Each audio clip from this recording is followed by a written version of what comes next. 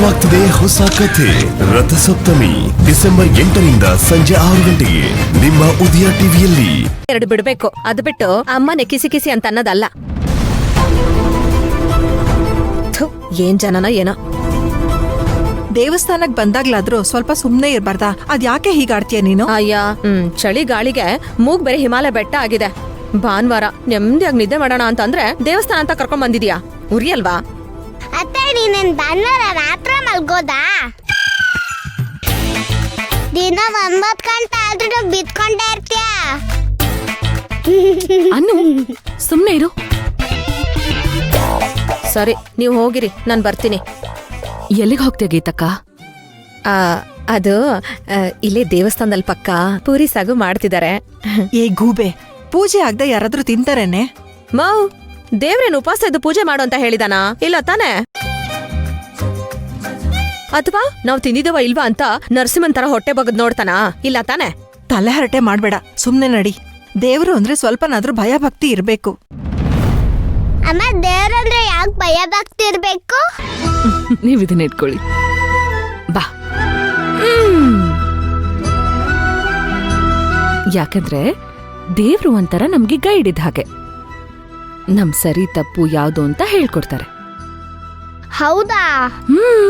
ಅಂದ್ರೆ ನೀನ್ ಒಳ್ಳೆ ಮಾತೆಲ್ಲ ಕೇಳಿದ್ರೆ, ಯಾರ ಜೊತೆನೂ ಜಗಳ ಆಡ್ದೆ ಒಳ್ಳೆ ಮಗು ಅಂತ ಅನ್ಸ್ಕೊಂಡ್ರೆ ನೀನ್ ಕೇಳಿದ್ದನ್ನೆಲ್ಲ ಕೊಡ್ತಾನೆ. ಹೌದಾ? ಕೇಳಿದ್ನೆಲ್ಲ ಕೊಡ್ತಾರಾ? ಕೊಡ್ತಾರೆ. ಮತ್ತೆ ಅಪ್ಪನ್ ಕೇಳಿದ್ರೆ ಕೊಡ್ತಾರಾ?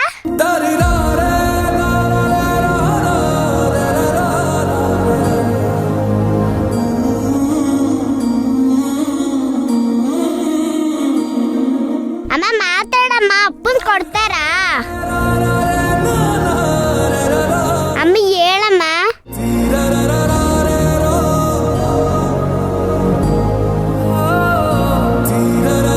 ಅಮ್ಮ ಹೇಳಮ್ಮ. ಹ್ಞೂ ಅನ್ನು ಕೊಡ್ತಾನೆ. ಚೆನ್ನಾಗ್ ಕೇಳ್ಕೊ, ನಮ್ಮಪ್ಪ ನನಗ್ ಸಿಗ್ಲಿ ಅಂತ ಕೊಟ್ಟೇ ಕೊಡ್ತಾನೆ. ದೇವ್ರೆ, ನನಗೆ ಅಪ್ಪ ಸಿಗೋಂಗ್ ಮಾಡಪ್ಪ. ಪಲ್ಲವಿ, ಇವಳೊಂಥರ ಕೆಸರುಗೊಂಡಿ. ನೀನೇನು ಬೇಜಾರ್ ಮಾಡ್ಕೋಬೇಡಮ್ಮ. ಕೊಡಿಯತ್ತೆ.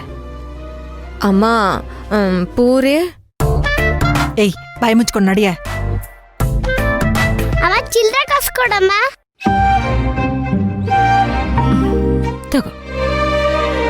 ಅಮ್ಮ, ನನಗ್ ಜಾಸ್ತಿ ಬೇಕು. ಜಾಸ್ತಿನಾ? ಯಾಕೆ? ಆಚೆ ಕಡೆ ಭಿಕ್ಷುಕರು ಕೂತಿದಾರಲ್ಲ, ಅವ್ರಿಗೆ ಕೊಡ್ಬೇಕು. ಆಮೇಲೆ ಕೊಡುವಂತೆ ಕಂದ, ಇವಾಗ ಬಾ. ಇಲ್ಲ, ನಾನು ಇವಾಗ್ಲೇ ಕೊಡ್ಬೇಕು. ಸರಿ, ಕೊಟ್ಬಿಟ್ಟು ಎಲ್ಲೂ ಹೋಗ್ಬಾರ್ದಾಯ್ತಾ? ಅಲ್ಲಿ ಕೊಟ್ಬಿಟ್ಟು ಸೀದಾ ಒಳಗಡೆ ಬಂದ್ಬಿಡ್ತೀನಿ.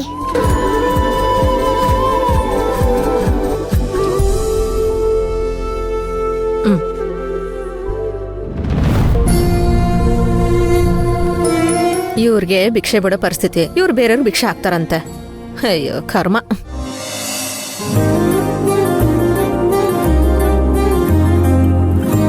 ಸದ್ಯ ಎಲ್ಲಿ ನೀನು ದೇವಸ್ಥಾನಕ್ಕೆ ಬರಲ್ಲ ಅಂತೀಯನೋ ಅಂತ ಅನ್ಕೊಂಡ್ಬಿಟ್ಟಿದ್ದೆ. ಬರಲ್ಲ ಅಂದ್ರೆ ಎಲ್ಲಿ ಬಿಡ್ತೀರಾ? ಇವಾಗ ನಡೆಯೋ ಯುದ್ಧದಲ್ಲಿ ಸೋಲ್ತೀನಿ ಅಂತ ಗೊತ್ತಿದ್ಮೇಲೆ ಯುದ್ಧ ಯಾಕೆ ಮಾಡ್ಲಿ? ಯುದ್ಧದಲ್ಲಿ ಸೋಲ್ತೀನಿ ಅಂತ ಗೊತ್ತು, ಅದಕ್ಕೆ ಈ ಶರಣ ಆಗತಿ. ನಿನ್ನನ್ನ ಸೋಲ್ಸೋ ಉದ್ದೇಶ ನಂದಲ್ಲ ಕಣೋ. ಏನೋ ಎಲ್ರಾಗೆ ನೀನು ಜಂಟಿ ಜೀವನ ನಡೆಸ್ಲಿ ಅನ್ನೋದೇ ನನ್ನ ಆಸೆ. ಸಾಕು ಕಣೋ ಈ ಒಂಟಿ ಜೀವನ. ಸರ್, ನೀವು ಆಟೋ ನಿಲ್ಸ್ಬಿಡಿ, ನಾನು ಇಲ್ಲೇ ಹೇಳ್ಕೊಂಡು ಹೋಗ್ತೀನಿ. ಏಯ್, ನೀನೇನಪ್ಪ ಅವನು ಹೇಳಿದ ತಕ್ಷಣ ನೀನು ನಿಲ್ಸಕ್ ಹೋಗ್ತಿದ್ಯಲ್ಲ? ಅಲ್ಲ ಕಣೋ, ಮದ್ವೆ ವಿಷಯ ತೆಗಿಯೋ ಹಾಗೆ ಇಲ್ಲ. 3 ಮೈಲಿ ಓಡ್ತೀಯಲ್ಲ. ನಾನು ಅಷ್ಟು ದೂರ ಹೋದ್ರು ನೀವು ನನ್ನ ಬಿಡಲ್ಲ ಅಲ್ವಾ? ನಾನ್ ಹೇಳೋದು ನಿನ್ನ ಒಳ್ಳೇದಕ್ಕೆ ತಾನೇ. ಅಮ್ಮ, ನಾನು ಇಲ್ಲೇ ಹೇಳ್ಕೊಂಡ್ಬಿಡ್ತೀನಿ ಅಷ್ಟೇ.